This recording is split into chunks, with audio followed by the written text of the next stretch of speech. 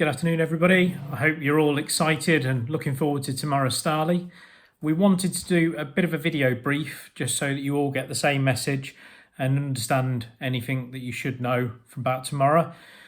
I hope by this stage you've all looked at the website, you've all downloaded your routes, looked at the rider important information, looked at your course notes, looked at the maps. If you have a sat-nav or Garmin computer or Wahoo, that you've downloaded the route to it. Make sure that you are aware of the emergency contact numbers. It's all in the rider pack that you will have been given at registration. We'd like you to notify us if you're not going to be back at the HQ by 5 p.m. The mechanical breakdown service is a last resort. You are expected to be responsible for yourself, and I would actually encourage you to be recovered yourselves, because you may end up waiting for us to be able to come out to you on course, as it is a long course that you could be on. When we're talking about the course, there are some specific points I want to mention. Now, first of all, the weather. We are expecting it to be a little bit damp tomorrow, and there is going to be potentially a bit of wind.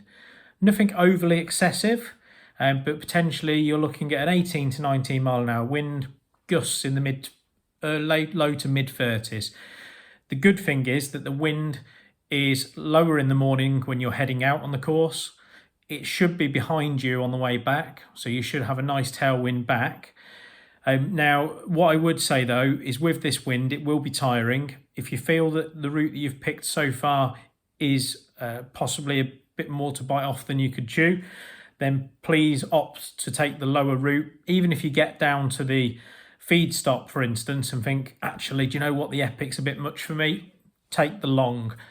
Be responsible for yourself and making sure that you can get back safe and not going to be struggling out on course. Now, the event is purely a charity event. The aim of this event is to raise as much money as we can for local good causes. It is not a race. Your safety is paramount. Please be careful out there. Look after each other. Point out for potholes.